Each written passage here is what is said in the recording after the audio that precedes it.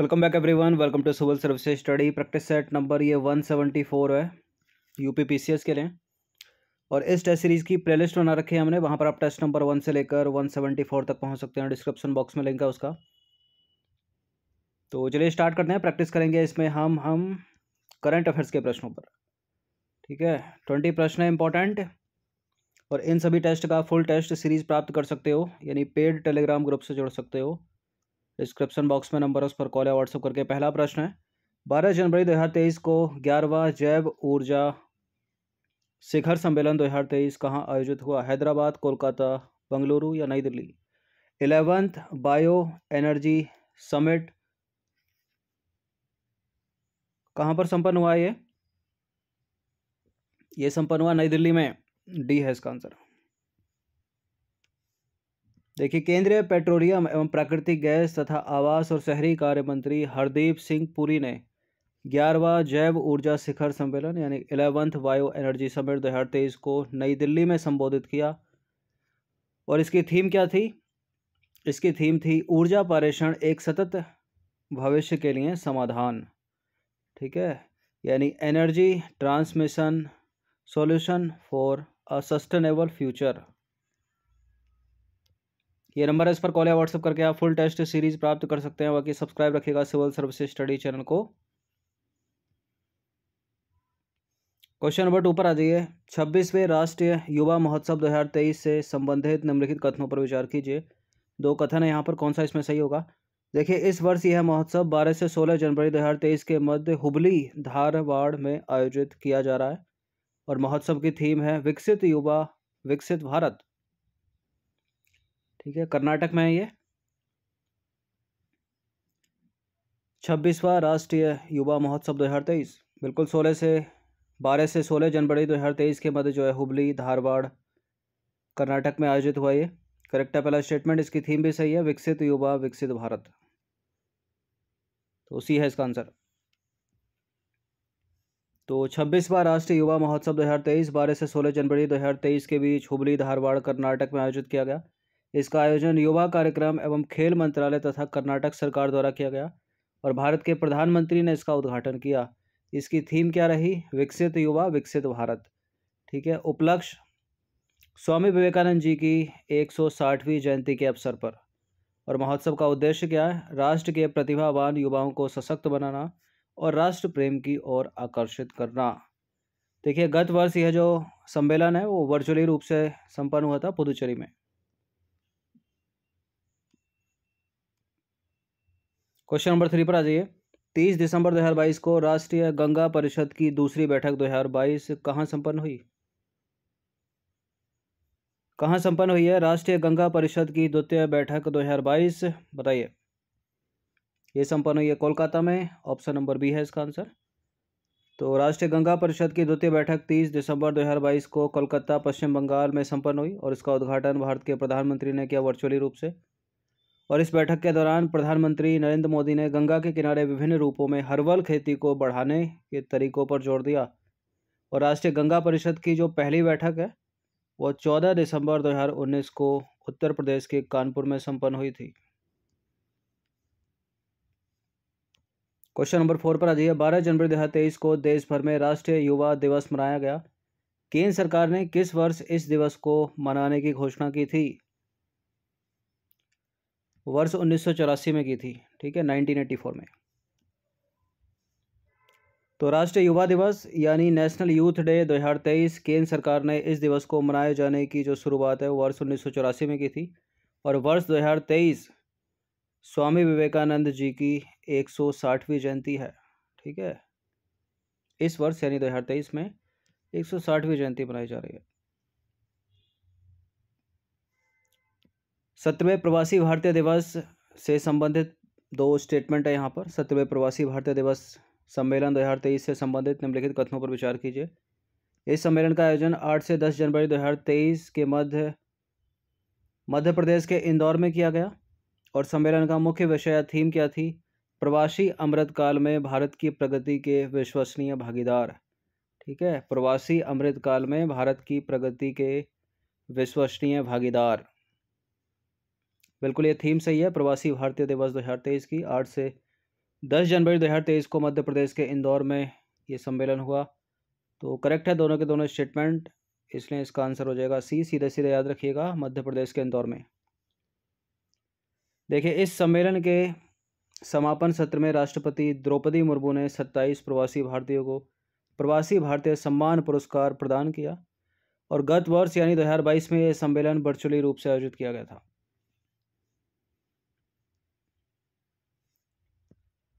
Question number 6 पर आ जाइए। 7 जनवरी 2023 को किस राज्य ने सभी पात्र खातों में डिजिटल बैंकिंग सक्षम करने वाला पहला राज्य होने की घोषणा की है? किसने की है? ये राज्य है केरल। ठीक है, ऑप्शन नंबर बी। तो सभी पात्र खातों में डिजिटल बैंकिंग सक्षम करने वाला जो पहला राज्य भारत का, वो केरल बन गया है। क्वेश्चन नंबर 7 पर आ जाइए। जनवरी 2023 में सीरियम द्वारा जारी शीर्ष प्रदर्शन वाले हवाई अड्डों की सूची में भारत का कौन सा हवाई अड्डा शीर्ष पर है? देखिए, जो टॉप 10 हवाई अड्डे हैं उसमें भारत के 2 हवाई अड्डे आए हैं। ठीक है, और जो शीर्ष पर है भारत का वो है केम्पेगौड़ा अंतर्राष्ट्रीय हवाई अड्डा बेंगलुरु का, और दूसरा है भारत का अगर देखें तो वो है इंदिरा गांधी अंतर्राष्ट्रीय हवाई अड्डा दिल्ली का।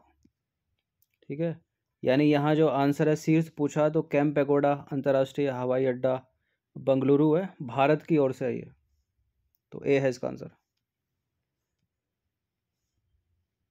देखिए, समयबद्धता के मामले में जो शीर्ष 5 हवाई अड्डे हैं वो है हेनेडा हवाई अड्डा जापान का, ठीक है, और केम्पेगौड़ा अंतर्राष्ट्रीय हवाई अड्डा भारत का। तो टॉप 10 में जो है दूसरे स्थान पर भारत का केम्पेगौड़ा है और भारत की तरफ से यह शीर्ष है। तीसरे पर सॉल्ट लेक सिटी अंतर्राष्ट्रीय हवाई अड्डा यूएसए का है, और चौथे पर है डेट्रॉयट मेट्रोपॉलिटन वैन काउंटी हवाई अड्डा, ये भी यूएसए का है। पांचवा भी यूएसए का, फिलाडेल्फिया अंतर्राष्ट्रीय हवाई अड्डा यूएसए का।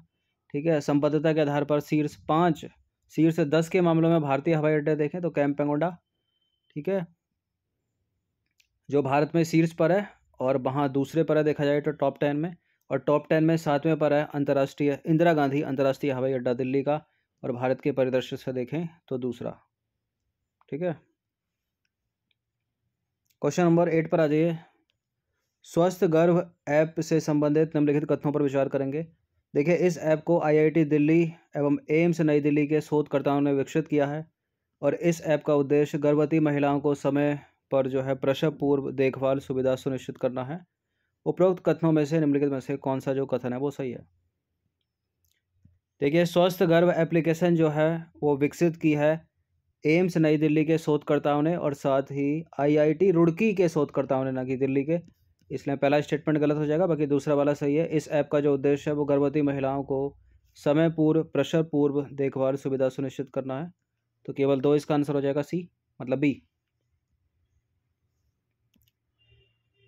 तो इस एप्लीकेशन को आईआईटी रुड़की और एम्स दिल्ली के शोधकर्ताओं ने विकसित किया, तो पहला स्टेटमेंट गलत है क्योंकि वहाँ लिखा था दिल्ली। ठीक है, देखिए, गर्भावस्था के दौरान स्वास्थ्य संबंधी सुविधा के लिए यह पहला एप्लीकेशन है जो डॉक्टर की सलाह तक जो है त्वरित पहुंच प्रदान करता है, और यह ऐप चिकित्सकीय रूप से समर्थित होने के साथ साथ विश्वसनीय भी है, और ग्रामीण क्षेत्रों में महिलाओं के लिए एक महत्वपूर्ण उपकरण जो है हो सकता है। क्वेश्चन नंबर 9 पर आ जाइए। 23 दिसंबर 2022 को 12 जनवरी 2023 तक 23 दिसंबर 2022 से 12 जनवरी 2023 तक भारतीय नृत्य महोत्सव कहाँ आयोजित किया गया? तमिलनाडु के मामल्लपुरम में। ठीक है, ऑप्शन नंबर बी है इसका आंसर। तो मामल्लपुरम तमिलनाडु, इसका आयोजन तमिलनाडु राज्य के पर्यटन विभाग के द्वारा किया गया। क्वेश्चन नंबर 10 पर आ जाइए। क्वेश्चन नंबर 10 है, 26 दिसंबर 2022 को केंद्र सरकार ने किसे भारतीय राष्ट्रीय राजमार्ग प्राधिकरण का नया अध्यक्ष नियुक्त किया है? इन्हीं को किया है भारतीय राष्ट्रीय राजमार्ग प्राधिकरण का नया अध्यक्ष, और इनका नाम है Santosh Kumar Yadav, option number A. तो 26 अगस्त 2022 को केंद्र सरकार के द्वारा संतोष कुमार यादव को भारतीय राष्ट्रीय राजमार्ग प्राधिकरण का नया अध्यक्ष नियुक्त किया गया, और उत्तर प्रदेश कैडर के वरिष्ठ आईएएस अधिकारी हैं ये। क्वेश्चन नंबर 11 पर आ जाइए। अभ्यास सूर्य किरण 10, 15, 16 से संबंधित निम्नलिखित कथनों पर विचार कीजिए। यानी ठीक है 16 हो गया ना ये, रोमन में 16। देखिए यह भारत और नेपाल की सेनाओं के बीच संयुक्त सैन्य प्रशिक्षण अभ्यास का 16वां संस्करण है और 16 से 29 दिसंबर 2022 के मध्य इसका आयोजन उत्तराखंड के टिहरी गढ़वाल के आर्मी बैटल स्कूल में किया गया। देखिए पहला स्टेटमेंट करेक्ट है, बिल्कुल 16वां संस्करण है सूर्य किरण अभ्यास, ये भारत और नेपाल के बीच है, ये भी सही है। इसका आयोजन जो किया गया वो 16 से 29 दिसंबर 2022 के मध्य नेपाल में किया गया, ना कि भारत में। तो उत्तराखंड को तो हटा ही दीजिए। ठीक है, आर्मी बैटल स्कूल वो नेपाल का था, तो दूसरा वाला स्टेटमेंट गलत है, केवल पहला वाला करेक्ट है, यानी ए है इसका आंसर। तो 16 से 29 दिसंबर 2022 के मध्य इसका आयोजन इसका किसका, सूर्य किरण अभ्यास का 16वें संस्करण का नेपाल में सलझंडी के नेपाल आर्मी बैटल स्कूल में किया गया। तो दूसरा वाला स्टेटमेंट हो गया गलत। ठीक है, बाकी इसका जो 15वां संस्करण हुआ था वर्ष 2021 वाला, वो उत्तराखंड के पिथौरागढ़ में हुआ था, ये याद रखिएगा। और इस संयुक्त सैन्य अभ्यास का आयोजन वर्ष 2011 से जो है प्रतिवर्ष किया जा रहा है। अभ्यास सूर्य किरण भारत और नेपाल के बीच में। चलिए क्वेश्चन नंबर 12 पर आ जाइए। क्वेश्चन नंबर 12 है 7वां भारत जल प्रभाव शिखर सम्मेलन 2022 कहाँ संपन्न हुआ? नई दिल्ली में संपन्न हुआ है। ठीक है, बी है इसका आंसर। तो 7वां भारत जल प्रभाव शिखर सम्मेलन यानी इंडिया वाटर इम्पैक्ट समिट 2022 15 से 17 दिसंबर 2022 के मध्य नई दिल्ली में आयोजित हुआ। और इस सम्मेलन का मुख्य विषय या थीम क्या है? एक बड़ी बेसिन में छोटी नदियों का जीर्णोद्धार और संरक्षण। क्वेश्चन नंबर 13 पर आ जाइए। अग्नि 5 मिसाइल के सफल रात्रि परीक्षण से संबंधित निम्नलिखित कथनों पर विचार करेंगे हम।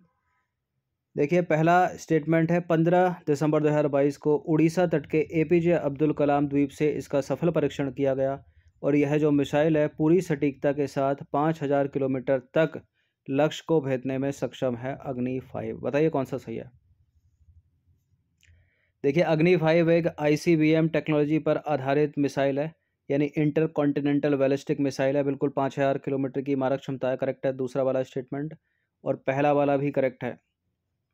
ठीक है, ICBM इंटर कॉन्टिनेंटल अंतर महाद्वीपीय, यानी एक मिसाइल से एक महाद्वीप से दूसरे महाद्वीप में मार करने की क्षमता है इसकी, और 5000 किलोमीटर के दायरे में तो एक से दूसरा कॉन्टिनेंट आ भी सकता है।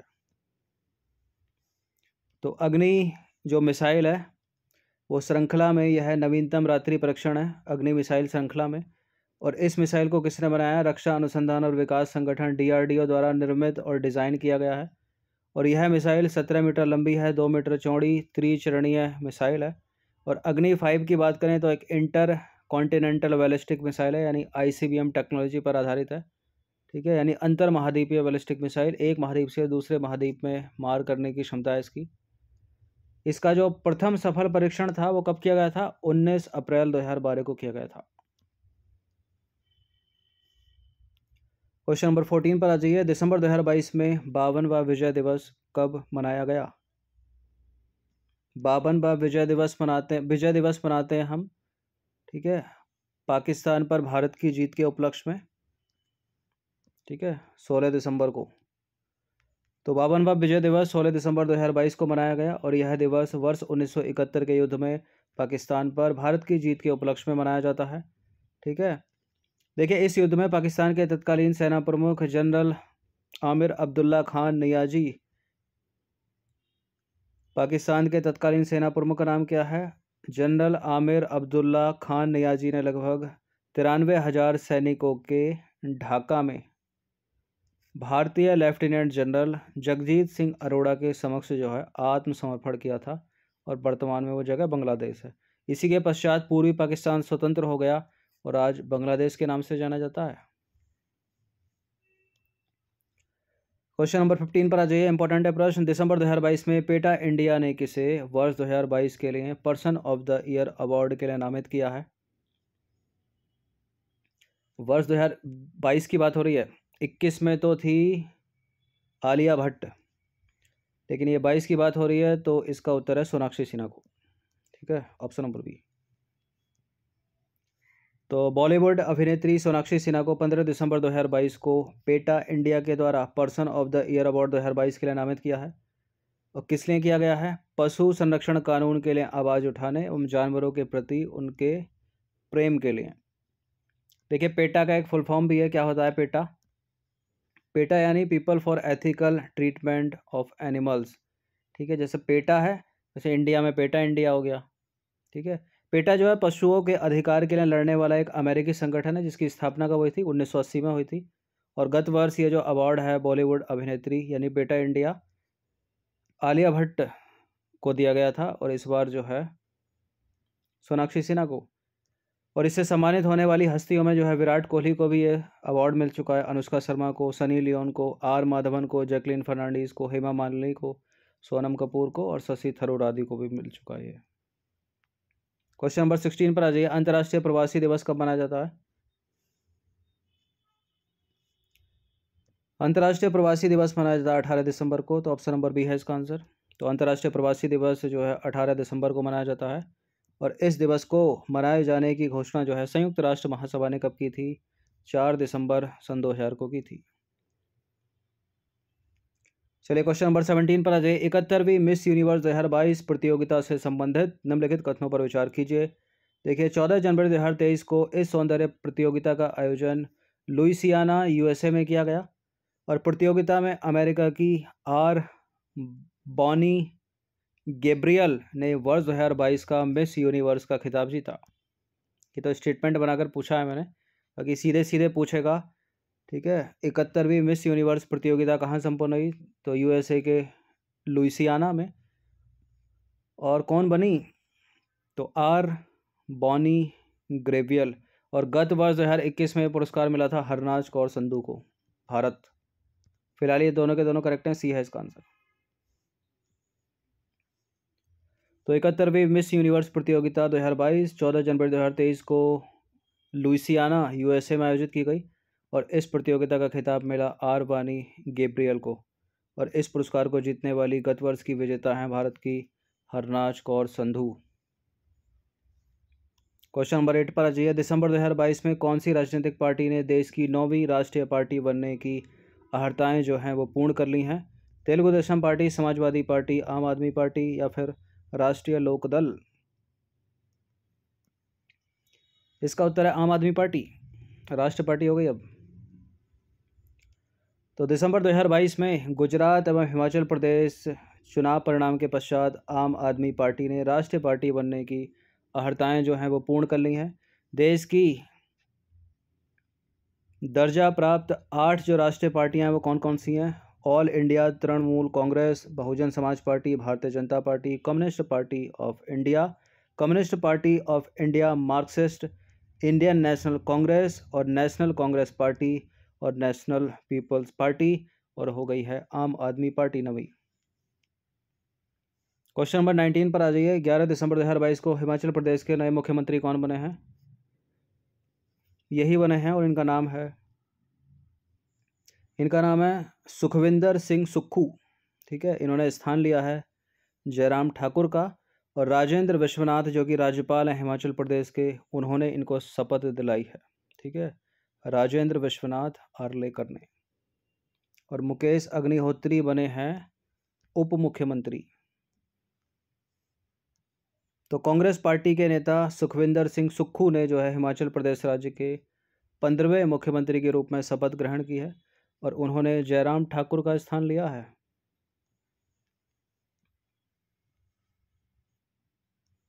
इसको पढ़ सकते हैं आप। अंतिम प्रश्न है क्वेश्चन नंबर 20 है। काजिंद 2022 से संबंधित निम्नलिखित कथनों पर विचार कीजिए। देखिए, जो काजिंद है, पहला स्टेटमेंट कहता है कि भारत कजाकिस्तान के बीच एक संयुक्त सैन्य प्रशिक्षण अभ्यास है। और उस अभ्यास का 6ठा संस्करण है ये 2022 में। और यह 15 से 28 दिसंबर 2022 के मध्य मेघालय के उमरोई में आयोजित किया गया। दूसरा स्टेटमेंट ये बोल रहा है काजिंद के बारे में। बिल्कुल, काजिंद भारत और कजाकिस्तान के बीच एक संयुक्त सैन्याभ्यास है जिसका 6ठा संस्करण है, वर्ष 2022 में संपन्न हुआ। करेक्ट है पहला स्टेटमेंट। और कहाँ संपन्न हुआ? भारत में संपन्न हुआ है, मेघालय के उमरोई में ही संपन्न हुआ है ये 15 से 28 दिसंबर 2022 के मध्य। तो दोनों के दोनों स्टेटमेंट करेक्ट हैं, सी है इसका आंसर। तो काजिंद भारत और कजाकिस्तान के बीच संयुक्त सैन्य प्रशिक्षण अभ्यास है और इसका जो छठा संस्करण है 15 से 28 दिसंबर 2022 के मध्य मेघालय के उमरोई में आयोजित किया गया, जिसमें भारतीय सेना की ओर से 11 गोरखा राइफल्स के सैनिकों ने भाग लिया और कजाकिस्तान की ओर से दक्षिणी क्षेत्रीय कमान के सैनिकों ने भाग लिया। देखिए, कजाकिस्तान की सेना के साथ यह संयुक्त सैन्य प्रशिक्षण अभ्यास जो है वर्ष 2016 में प्रबल दोस्ती के नाम से शुरू किया गया था। ठीक है, और वर्ष 2018 में इसका नाम परिवर्तित करके अभ्यास काजिंद कर दिया गया। तो 18 से काउंट कर लो, 19, 20, 21, 22 और 23। ठीक है, तो छठा संस्करण हो गया, तो इसलिए करेक्ट है पहला और दूसरा दोनों स्टेटमेंट। तो 20 प्रश्न थे इसके करंट अफेयर से रिलेटेड। इनकी प्रैक्टिस आप 1 से 2 बार कर सकते हो। इन सभी टेस्ट का पीडीएफ भी प्राप्त कर सकते हो। पीडीएफ प्राप्त करने के लिए आपको पेड टेलीग्राम ग्रुप ही ज्वाइन करना पड़ेगा। ठीक है, ये नंबर है, इस पर कॉल या व्हाट्सअप करके आप ज्वाइन कर सकते हो। बाकी RO ARO की जो है टेस्ट सीरीज चल रही है, उसका लाभ उठाते रहिए। RO ARO 2021 का जो है फाइनल रिजल्ट आयोग ने जारी कर दिया है आज। ठीक है, इसलिए जो 22 वाला एग्ज़ाम है वो भी जल्द होगा, तो प्रैक्टिस करते रहिएगा हर दिन।